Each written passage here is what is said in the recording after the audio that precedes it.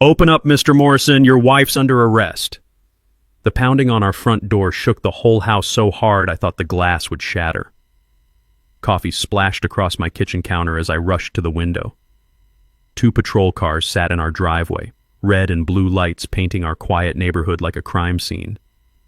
My wife Rita was already walking to the door in her bathrobe, completely calm. After 18 years of marriage, I knew that look. She wasn't worried. She was amused. "What's the charge, officers?" she called out. "Electrical violations, ma'am. Running an illegal business from your residence." Behind those 2 young cops stood Constance Pemberton, our psycho HOA president, grinning like Christmas morning. 6 months of harassment had led to this moment. Poor woman had no clue what she'd just walked into. What would you do if your HOA tried to destroy your family? Drop a comment below. Here's how this nightmare started. 6 months earlier, everything seemed perfect in our little slice of suburban paradise. I'm Jake Morrison, 44 years old, been working as an electrician for 22 years. Started my own contracting business about 5 years back. Nothing fancy, just honest work fixing people's electrical problems and doing renovations around Sacramento. My wife Rita? Well, neighbors thought she worked some boring government desk job. She'd leave every morning in business clothes, come home around dinner time, never talked much about work. The truth was a little more complicated than that, but I'm getting ahead of myself. We'd bought our house in Willowbrook Heights 3 years earlier. Corner lot, nice neighborhood, tree-lined streets where kids actually rode bikes and neighbors knew each other's names. The HOA fees were reasonable, $120 a month, and the board seemed to mind their own business. The smell of fresh sawdust from my weekend projects mixed with the aroma of Rita's morning coffee ritual. She had this routine where she'd sit on the back porch with her mug, watching the sunrise before heading off to her government job. The sound of her duty boots on our hardwood floors during those early morning hours became as familiar as my own heartbeat. Everything changed when Constance Pemberton got elected HOA president. Constance was 58, recently divorced, and bitter about having to downsize from some fancy house in the hills to our middle-class neighborhood. Always dressed like she was heading to a board meeting, pressed blazers, leather portfolio, drove a white BMW that she kept spotless. She had this way of speaking in clipped, condescending tones that made you feel like you were being scolded by a disappointed teacher. I first ran into trouble when I mentioned to my neighbor Mr. Arlo that I was planning to build a workshop in the backyard. Nothing crazy, just a small building where I could organize my tools and maybe do some side projects. Mr. Arlo's a retired engineer, great guy, always willing to help with technical advice. Constance overheard us talking across the fence one Saturday morning. The woman appeared out of nowhere like some kind of suburban surveillance ghost. "Excuse me," she interrupted, clutching that ever-present portfolio. "Did I hear something about construction? I'll need to see all permits and documentation immediately." I showed her everything.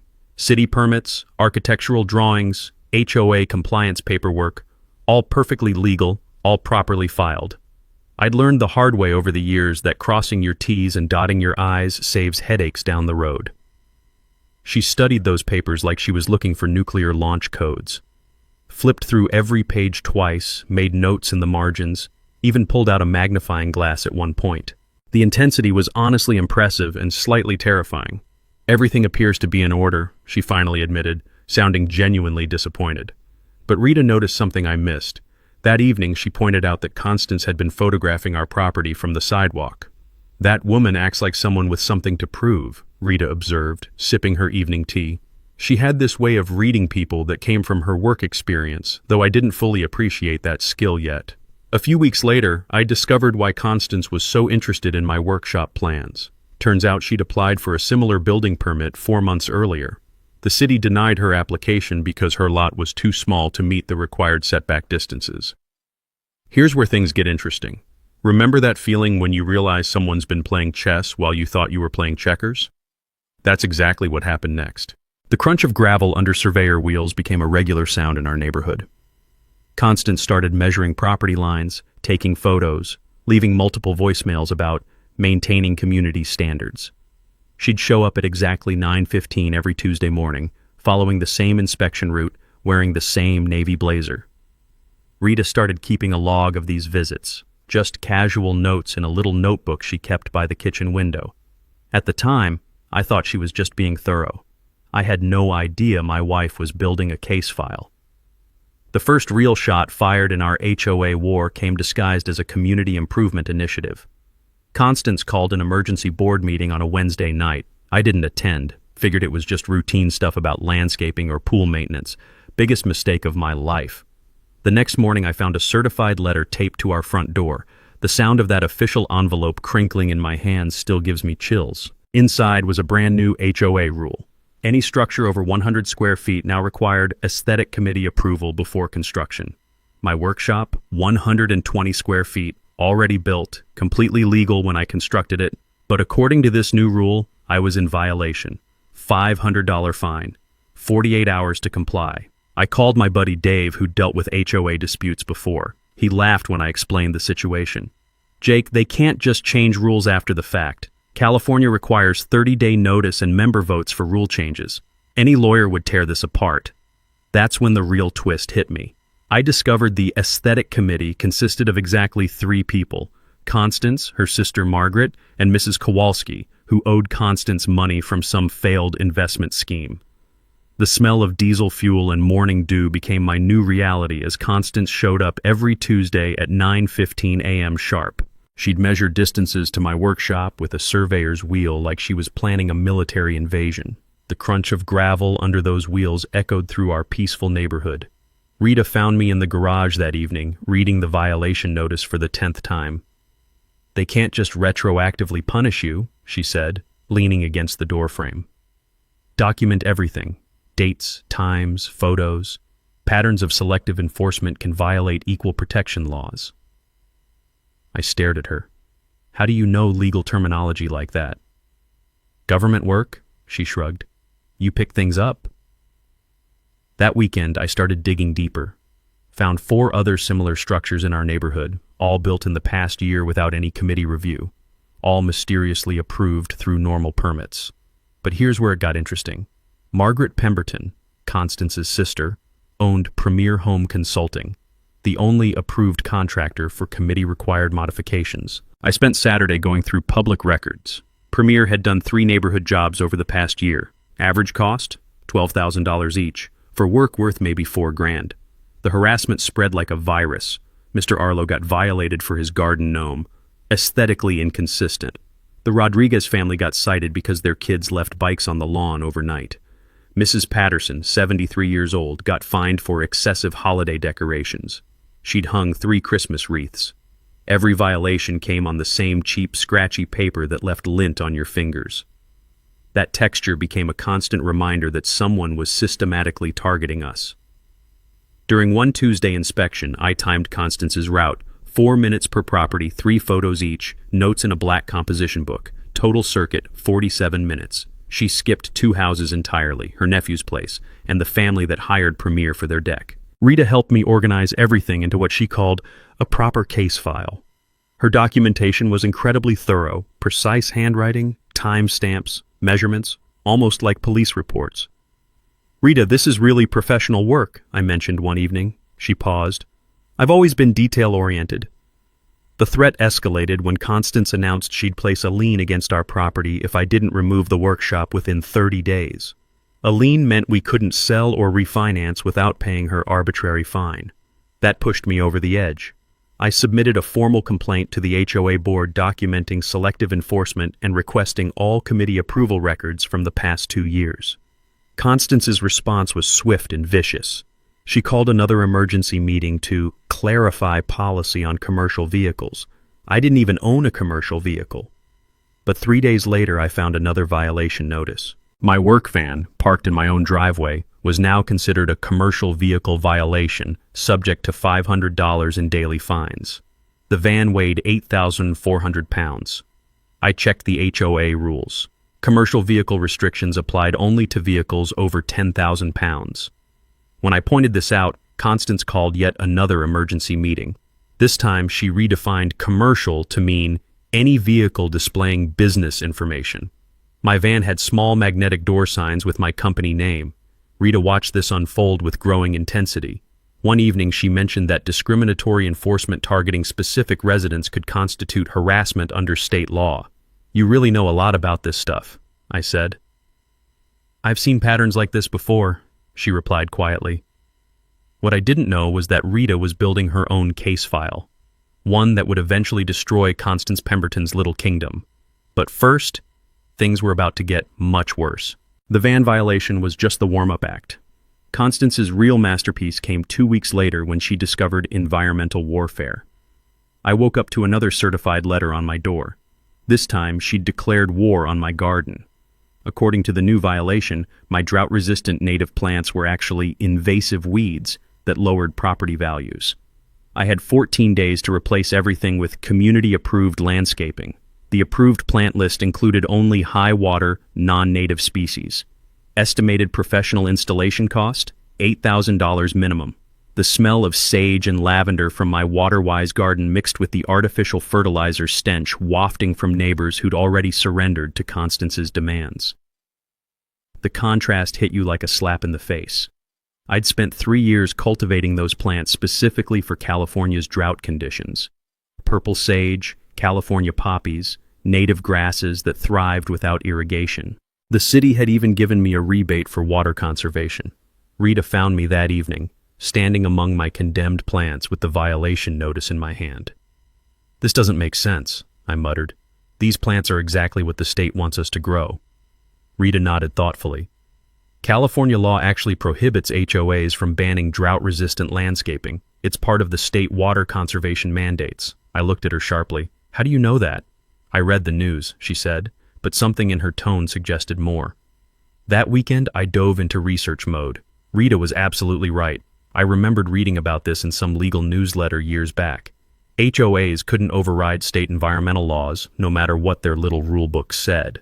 Any association trying to ban water-wise landscaping was violating state regulations. I filed a complaint with the county water district on Monday morning. By Wednesday, they'd opened an investigation into Willowbrook Heights' landscaping policies. But the real twist came when I started following the money. Premier Landscaping Solutions, the only vendor on the approved contractor list, was owned by Marcus Pemberton, Constance's brother-in-law. 3 neighbors had already been forced to hire Premier. The Rodriguez family paid $12,000 for basic yard work. Mrs. Arlo spent $15,000 on plants that died within 6 months. The Johnsons got hit for $18,000 when Premier claimed they needed specialized soil remediation. I spent Saturday afternoon at the county recorder's office diving into business filings. Premier Landscaping had paid Constance $2,400 in consulting fees over the past year. Marcus Pemberton was operating without proper contractor's licensing. The whole operation was a family scam. Rita helped me organize the financial evidence with the same methodical precision she'd shown before. Her ability to spot patterns in the documentation was impressive, almost like she'd done this kind of investigation professionally. "Rita, you're really good at this," I mentioned. "Government work involves a lot of analysis," she replied, not looking up from the spreadsheets. The Water District investigation moved fast. Within 2 weeks, they'd determined that Willowbrook Heights was violating 3 different state environmental regulations. The HOA faced potential fines of $50,000. Constance's response was pure panic disguised as authority. She issued 23 landscaping violations in a single day, targeting anyone with native plants, xeriscaping, or water-efficient irrigation. The neighborhood erupted in fear. People started preemptively hiring Premier Landscaping just to avoid harassment. Marcus was booked solid through Christmas, charging premium prices for substandard work. But Constance wasn't done. She escalated to psychological warfare. I started noticing her at my job sites. She'd park across the street, taking photos while I worked on electrical installations. When homeowners asked about the woman with the camera, I had to explain that my HOA president was stalking me. "Mrs. Morrison," she told one client, "I'm investigating possible safety violations. Your contractor might not be following proper procedures." The texture of my phone buzzing constantly became a new source of stress. Clients calling to ask about safety concerns, potential jobs being canceled because someone had heard things about my work quality. Rita watched this escalation with growing intensity. One evening, she suggested I document my water usage savings and keep detailed meter readings. "Why?" I asked. "Evidence," she said simply. "Pattern documentation is crucial in these situations." "Rita, you sound like you've handled cases like this before." She paused, choosing her words carefully. "I've seen how investigations work. Documentation wins battles." The harassment campaign reached its peak when Constance threatened to call city inspectors unless all landscaping violations were resolved within 7 days. That's when Rita's demeanor changed completely. The calm, patient woman I'd lived with for 18 years suddenly had this edge to her voice. "Jake," she said quietly, "I think it's time to let Constance make a bigger mistake." "What do you mean?" "Let her call the inspectors. Let her file false reports. Give her enough rope." I didn't understand what Rita meant at the time, but I was about to learn that my wife had been playing a much longer game than I'd ever imagined. Constance took the bait beautifully. 3 days after our landscaping deadline passed, she made her biggest mistake yet. The rumble of a diesel engine in my driveway at 7 a.m. jolted me awake. Through the bedroom window, I watched a city inspection truck park behind my work van. The smell of exhaust mixed with my morning coffee as I rushed to get dressed. 2 men in hard hats approached my front door. Behind them, Constance stood on the sidewalk with her ever-present portfolio practically vibrating with anticipation. "Mr. Morrison, we're here about reported electrical code violations and possible commercial zoning infractions." My heart sank. She'd actually done it, called in false complaints to city officials. But here's where her plan backfired spectacularly. The lead inspector was Tom Rodriguez, a guy I'd served with in the National Guard 15 years earlier. He recognized my work immediately. "Jake Morrison," Tom grinned, shaking my hand. "Heard you were doing good work out here. Mind if we take a look at this workshop everyone's talking about?" Tom and his partner spent 40 minutes going through my shop with fine-tooth combs. Every connection, every circuit, every permit. The workshop exceeded code requirements in every category. "This is textbook electrical work," Tom announced loudly enough for Constance to hear. "Mind if I get your card? Got some projects coming up." Constance's face went through several shades of purple. She'd expected to watch city officials shut down my operation. Instead, she got to see me receive a professional endorsement. That's when I realized something I should have learned years earlier from my military days. Filing false reports with government agencies is a criminal misdemeanor in California. Constance had just crossed the line from civil harassment into potential criminal territory. Rita met me in the kitchen after the inspectors left. She'd been watching the whole interaction from the window. "How do you feel about Mrs. Pemberton's latest move?" she asked. "Furious," I admitted. She wasted city resources, lied to officials, tried to damage my business reputation. Rita nodded slowly. "Document everything. False reporting to government agencies creates criminal liability." I stared at her. "Rita, how do you know criminal law?" "I've picked up things over the years," she said, but her tone was different now, more authoritative. Constance's humiliation with the city inspector should have ended things. Instead, it triggered her complete breakdown of judgment. She filed a complaint against Tom Rodriguez with the city manager, claiming he was inadequately thorough and possibly corrupted by his relationship with me. She demanded a state housing authority investigation into our entire neighborhood. The sound of Constance's heels clicking rapidly on pavement became a daily soundtrack. Her obsessive behavior escalated beyond anything I'd seen before. She started measuring property lines multiple times per day, taking hundreds of photos, leaving voicemails at City Hall demanding proper oversight. Rita began keeping detailed logs of every interaction. Her documentation was incredibly professional: times, dates, exact quotes, behavioral observations, almost like police incident reports. Meanwhile, the community was fighting back. Mr. Arlo called an informal neighborhood meeting at his house. 7 families showed up with their own violation stories. Mrs. Patterson brought documents her late husband had kept from his time on city council. "According to municipal law," she explained, "HOA boards can't override city code enforcement. What Constance is doing violates separation of authority." The Rodriguez family presented a timeline showing how violations had targeted minorities and working-class families almost exclusively. The pattern was obvious and ugly. But Constance wasn't done spiraling. She hired what she called a private investigator to research neighborhood families. Turns out this investigator was her nephew Danny, 22 years old, no license, no training. His investigation consisted of social media stalking and taking photos from his car. When I discovered Danny had been photographing children at the neighborhood playground, Rita's entire demeanor changed. For the first time in our marriage, I saw something cold and dangerous in her eyes. Photographing minors without parental consent can constitute stalking under state law, she said quietly. Rita, that's very specific legal knowledge. She met my gaze directly. Some things you don't forget. Constance's financial pressure tactics reached new extremes. She increased HOA fees by 40% with only 30 days' notice, claiming enhanced security and maintenance needs. In reality, she was funding Danny's stalking operation and Marcus's landscaping monopoly. 7 families filed formal complaints with the state HOA regulatory board. Mrs. Patterson threatened a lawsuit based on her late husband's municipal law expertise. That's when Constance made her final, fatal mistake. She called the sheriff's department claiming suspicious electrical activity and possible fire hazards at our property. She demanded immediate response and full investigation. What she didn't know was that dispatch automatically routed emergency calls about electrical hazards to the county sheriff's training division, Rita's division. The call came in at 6:47 a.m. on a Tuesday morning. Rita's work phone buzzed on the nightstand. I was already up, making coffee, when I heard her answer with her professional voice. Morrison here. A pause. Then, electrical emergency at what address? Another pause, longer this time. My address? Are you certain? I turned around to see Rita sitting up in bed, fully alert despite being awakened from deep sleep. Her tone had shifted into something I'd never heard before, command authority. Who specifically requested immediate response? She asked.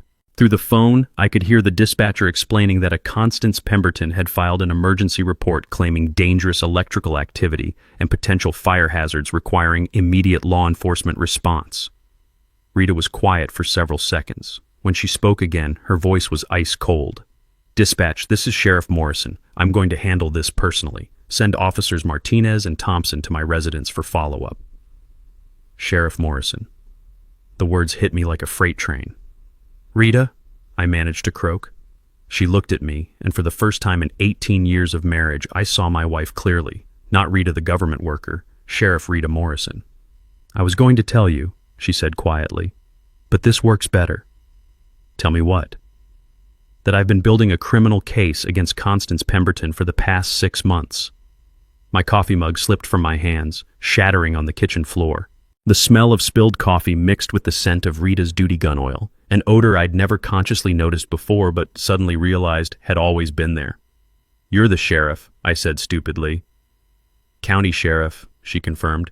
18 years in law enforcement, the last 3 running the training academy.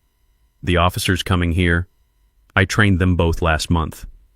That's when everything clicked. Rita's legal knowledge, her documentation skills, her calm under pressure, her strategic thinking. The sound of patrol cars pulling into our driveway interrupted my mental recalibration. Rita stood up, moved to our bedroom closet, and pulled out her duty uniform. In 3 minutes, she'd transformed from my government worker wife into Sheriff Rita Morrison. Jake, I need you to stay calm, she instructed, strapping on her duty belt. Constance just escalated this into criminal territory. Filing false emergency reports is a felony when it involves claims of immediate danger. Why didn't you tell me? Because I needed documentation of her harassment pattern without any suggestion that we were building a law enforcement case. If she'd known my profession, she'd have been more careful. Rita walked to our bedroom window and looked down at the patrol cars. Officers Martinez and Thompson were approaching our front door, with Constance hovering behind them like a vulture. She has no idea what she just walked into, Rita said. The doorbell rang. Mrs. Morrison, came the voice through the door. Sheriff's Department. We have reports of electrical violations. Rita looked at me. Ready to end this? I nodded, still processing the fact that I'd been married to the county sheriff for 3 years without knowing it. Rita opened the door in her full uniform. The expression on Constance Pemberton's face was worth every moment of the past 6 months of harassment.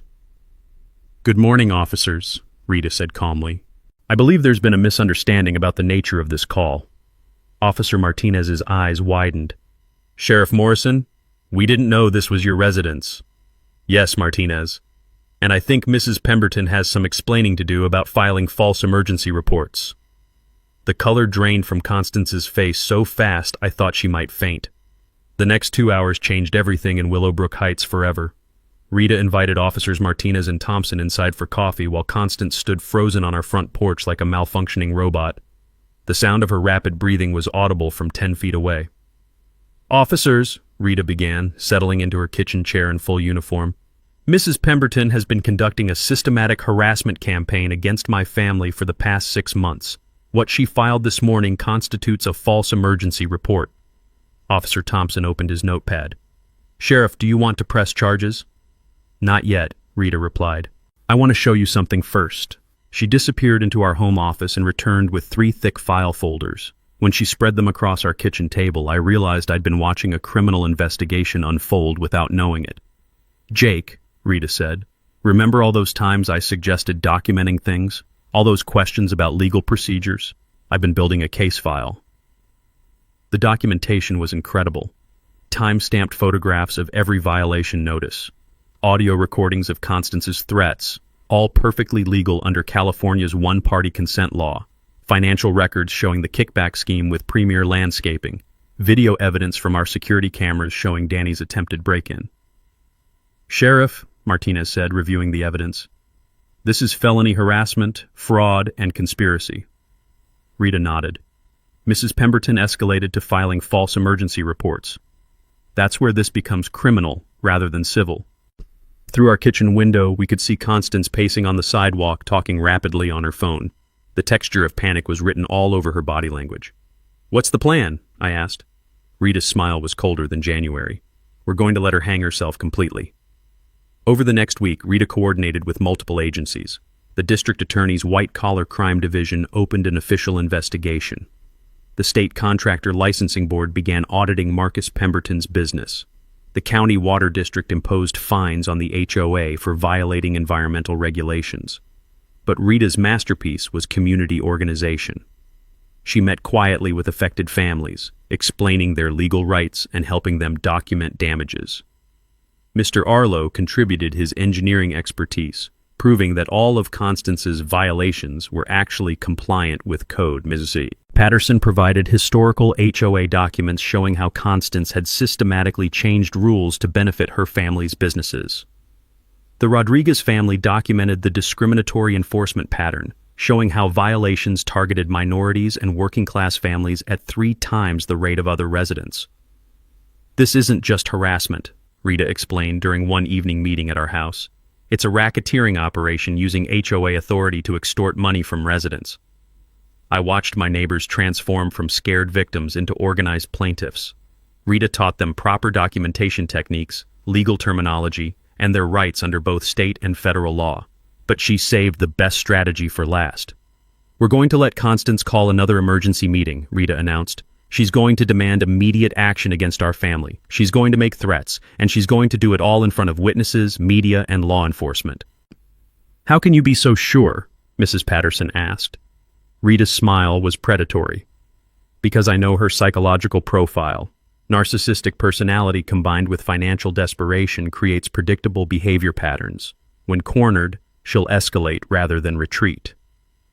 The honey trap was elegant in its simplicity. We'd let Constance believe she was winning by not immediately challenging her latest violations.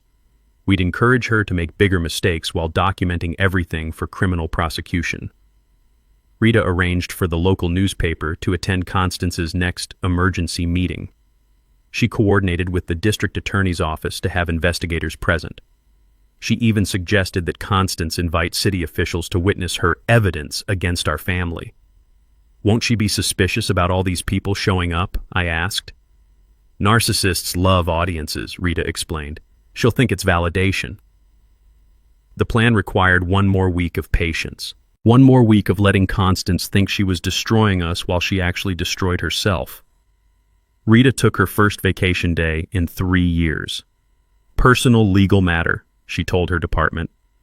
That weekend, she sat on our back porch with her morning coffee, watching the sunrise like she always had. But now I understood the calculating intelligence behind those quiet moments. "Rita," I said, joining her with my own mug, "remind me never to get on your bad side." She laughed, the first genuinely relaxed sound I'd heard from her in months. "Jake, you're about to watch someone learn why you should never mess with a cop's family." the smell of fresh coffee mixed with the scent of my condemned sage plants. In 1 week, Constance Pemberton was going to discover that some battles can't be won. Constance's desperation reached new heights over the next week. The woman who'd once maintained her pressed blazer facade was now showing visible cracks in her armor. Monday morning brought a knock at my door from a man claiming to be an electrical safety inspector. He wore no uniform, carried no official credentials, and spoke with a thick accent that suggested English wasn't his first language. "I need to inspect your workshop for code violations," he announced. I asked for his licensing information. He produced a handwritten business card with a phone number that went straight to voicemail. Rita, still maintaining her civilian cover, watched this interaction from the kitchen window. Later, she ran the man's license plate. Turned out he was Danny Pemberton's friend, an unlicensed handyman who'd been hired to find violations that didn't exist. Tuesday brought a new low. I discovered someone had planted dead vegetation near my drought-resistant garden during the night. Fresh brown plants, obviously purchased from a nursery, arranged to look like my native species had contaminated neighboring properties. The security cameras Rita had installed captured everything. Danny Pemberton, creeping around our property at 11:30 p.m., placing dead plants and photographing them with his phone for evidence. "That's criminal trespass, vandalism, and attempted evidence tampering," Rita noted, reviewing the footage. "Kids looking at felony charges." Wednesday escalated to attempted breaking and entering. Our motion sensors triggered at 2:47 a.m., flooding the workshop with harsh white light. The cameras caught Danny trying to plant what appeared to be electrical hazards: loose wire connections, exposed junction boxes, overloaded circuits. The kid wasn't just documenting fake violations anymore, he was creating them. Rita watched the footage with professional detachment. Evidence tampering, burglary, conspiracy to commit fraud. He's building his own prison sentence. I wanted to call the police immediately. Rita counseled patience. "We arrest him now, we get small charges. We let Constance keep escalating, we get the whole conspiracy." The psychological pressure was intense. The smell of fear sweat seemed to permeate our entire neighborhood as more families received harassment. 3 more households had been forced to hire premier landscaping just to stop the violations. Thursday brought financial warfare. Constance delivered a handwritten invoice for $2,847 in accumulated violation fees, threatening foreclosure if payment wasn't received within 15 days.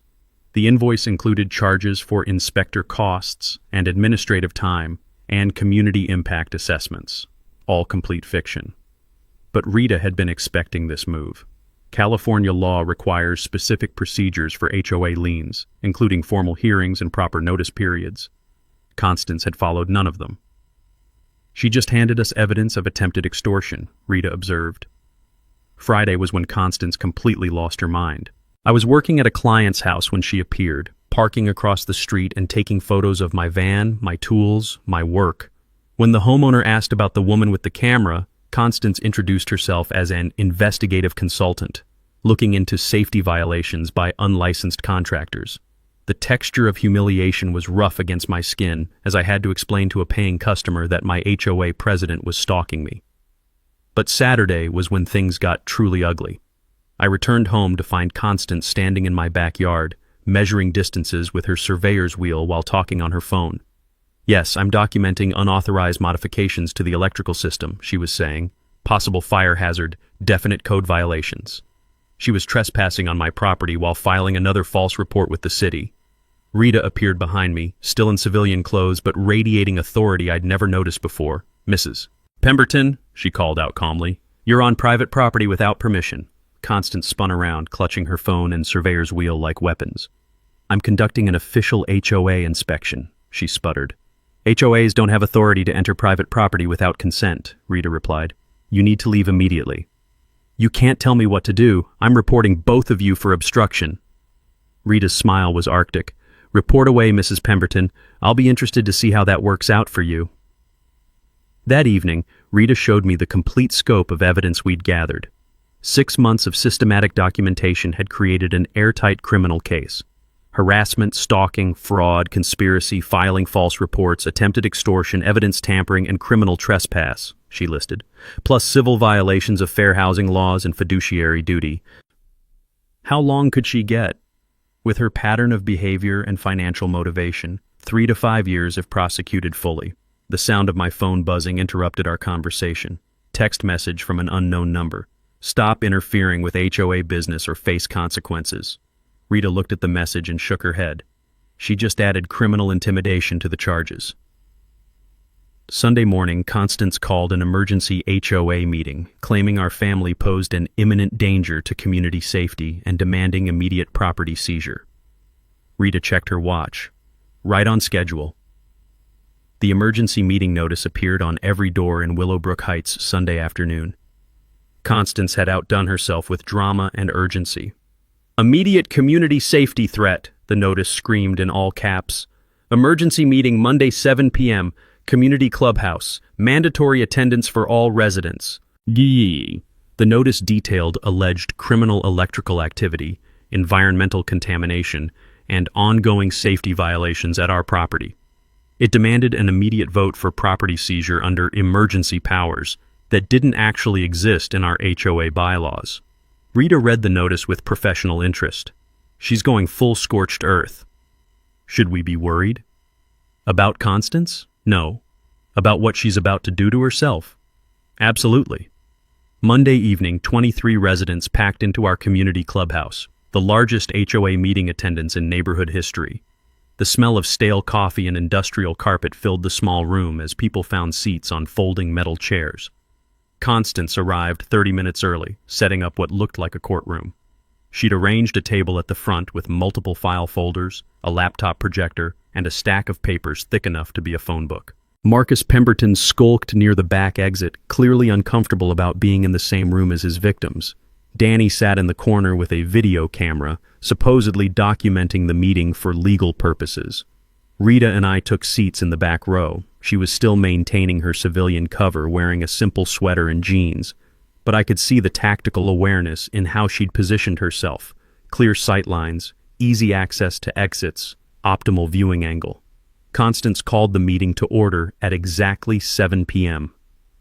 Ladies and gentlemen, we face an unprecedented threat to our community safety, she began, her voice shrill with false authority. The Morrison family has been operating an illegal business, violating environmental regulations, and endangering every resident of this neighborhood.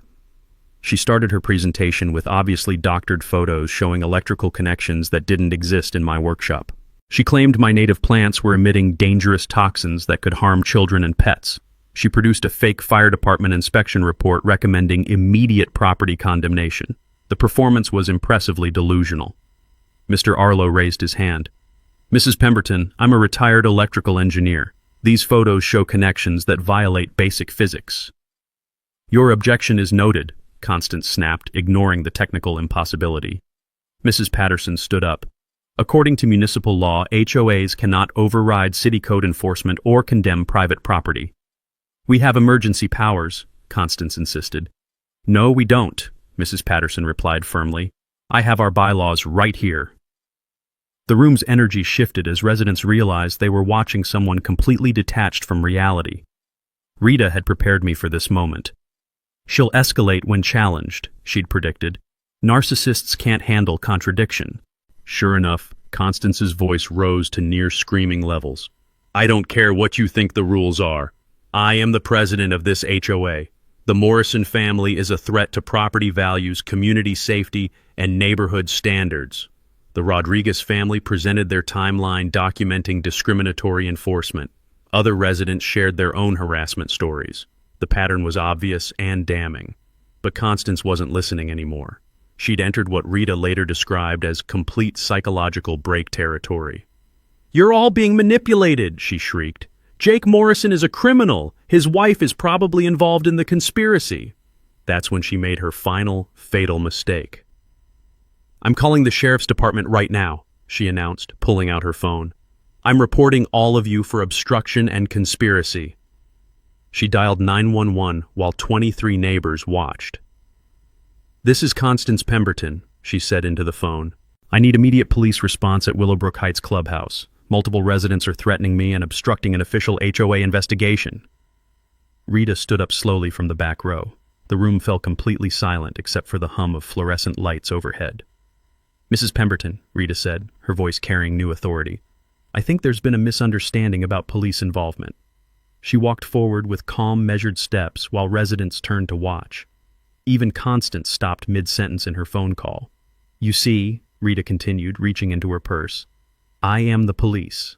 She produced her sheriff's badge, holding it up for everyone to see. "I'm Sheriff Rita Morrison, and this meeting is now evidence in a criminal investigation." The sound of Constance's phone clattering to the floor echoed through the silent clubhouse. Her face went through several shades of purple before settling on ash gray. "That's impossible," she whispered. "Martinez, Thompson," Rita called toward the back of the room. 2 uniformed officers entered the clubhouse. I hadn't even noticed them arrive. "Yes, ma'am," Officer Martinez responded. "Please inform Mrs. Pemberton of her rights under Miranda. She's under arrest for filing false police reports, harassment, and conspiracy to commit fraud." The clubhouse erupted in whispers and gasps as Officer Thompson approached Constance with handcuffs ready. "You have the right to remain silent," he began. "No!" Constance screamed, backing against the wall. "This is entrapment, police harassment. She can't investigate her own neighborhood." Rita's voice cut through the hysteria with ice-cold authority. "Mrs. Pemberton, criminal activity doesn't become legal just because it happens near my house. Peace officers have a duty to investigate crimes regardless of location." She opened her evidence files across the front table. 3 months of systematic documentation spread out like a prosecutor's closing argument. "Filing false police reports," Rita announced to the room, "criminal harassment, conspiracy to commit fraud, evidence tampering, attempted extortion." Each charge hit Constance like a physical blow. She slumped against the wall, her pressed blazer facade finally cracking completely. "Ladies and gentlemen," Rita continued, "this is video evidence of Mrs. Pemberton's nephew attempting to plant fake electrical violations in our workshop." She played the security footage on Constance's own projector. 23 neighbors watched Danny Pemberton creeping around our property at 2:47 a.m., carrying tools and creating fake hazards. "That's criminal trespass and evidence tampering," Rita explained. "Both felonies under California law." Marcus Pemberton panicked. He jumped up from his back row seat, pointing at Constance like a drowning man grabbing at a life preserver. "She paid me to do it?" And he blurted out, "The landscaping thing was her idea. She made me give her kickbacks from every job."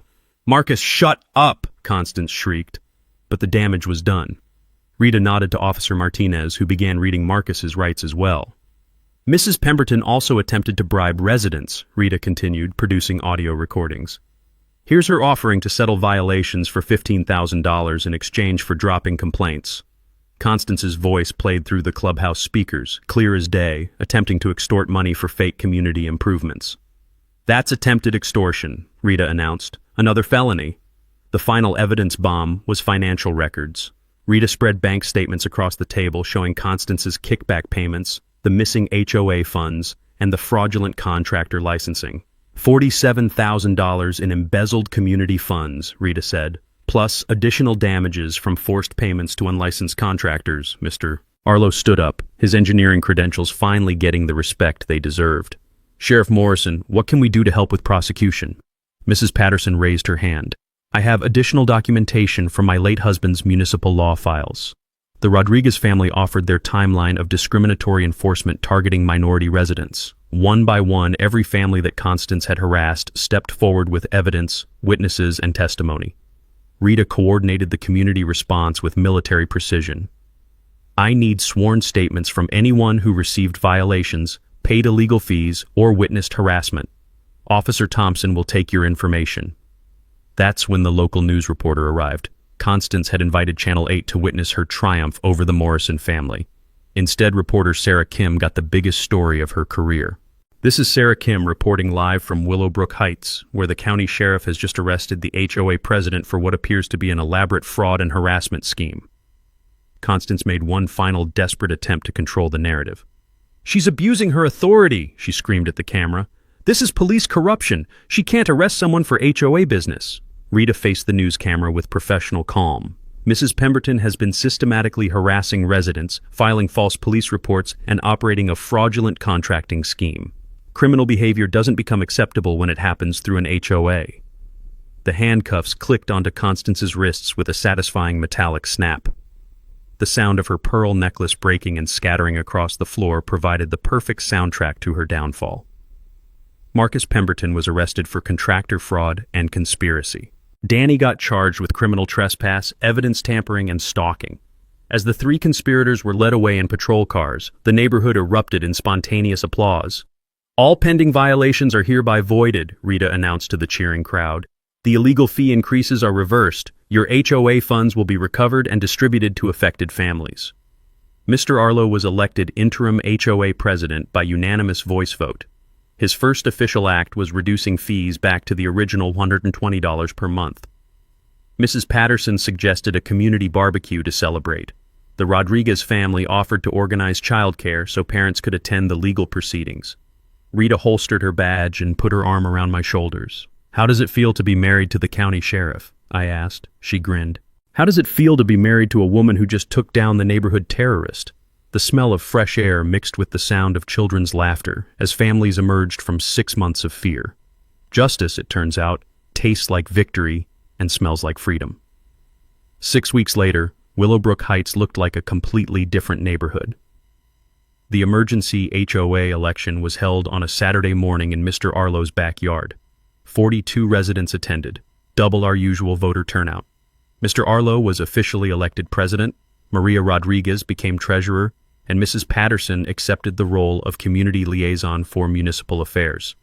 The new board's first official meeting lasted 15 minutes. They reduced fees to the original $120 monthly rate, voided all of Constance's discriminatory rules, and established a transparent complaint process with independent mediation. Constance Pemberton received 18 months probation, 200 hours of community service, and a lifetime ban from serving on any HOA board in California.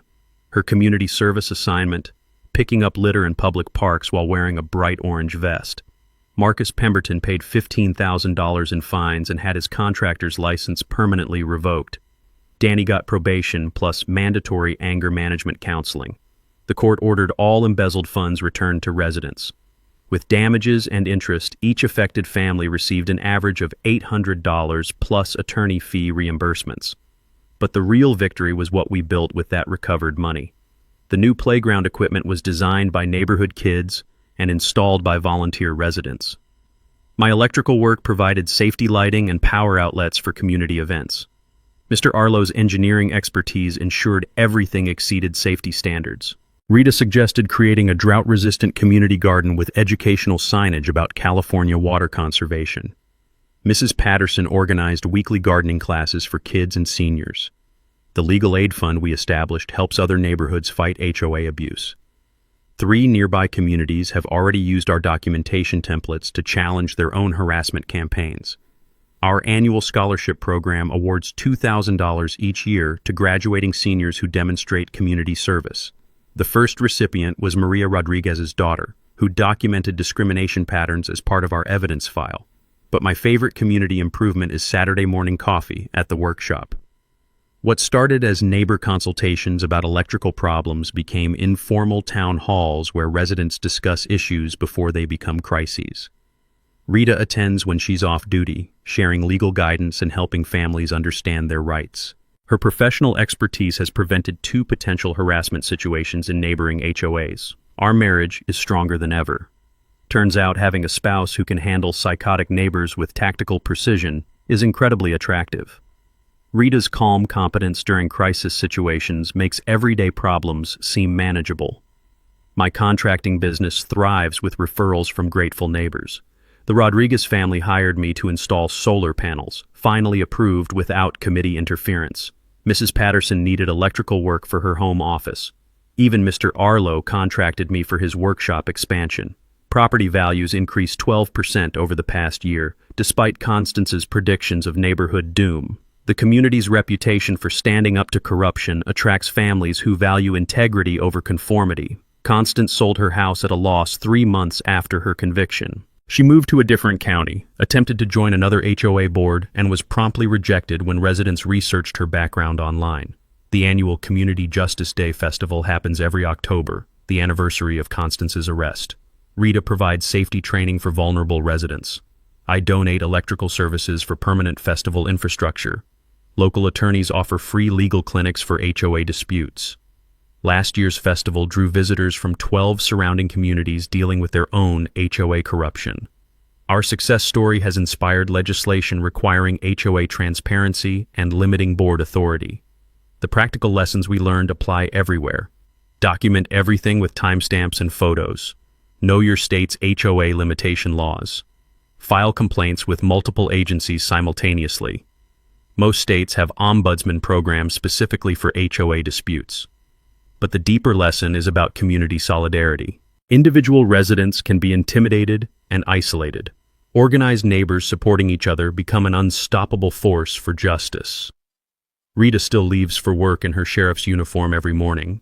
But now I understand the quiet confidence she's always carried. Some people wear their strength on the outside. Others save it for when their families need protection. What's your worst HOA nightmare? Drop it in the comments. Let's help each other fight back legally and effectively. Hit subscribe for more stories of regular people outsmarting corrupt systems using the law. Next week, I'll tell you about the parking enforcement officer who tried to ticket a federal judge's car during a Supreme Court oral argument. Sometimes justice wears a badge, sometimes it wears a robe, but it always wins in the end. Thanks for hanging out with us on HOA Stories, where the HOA Karens meet their match. If this story had you cheering or cringing, go ahead and like the video, drop a comment with your reaction, and hit subscribe so you're ready for the next wild HOA tale.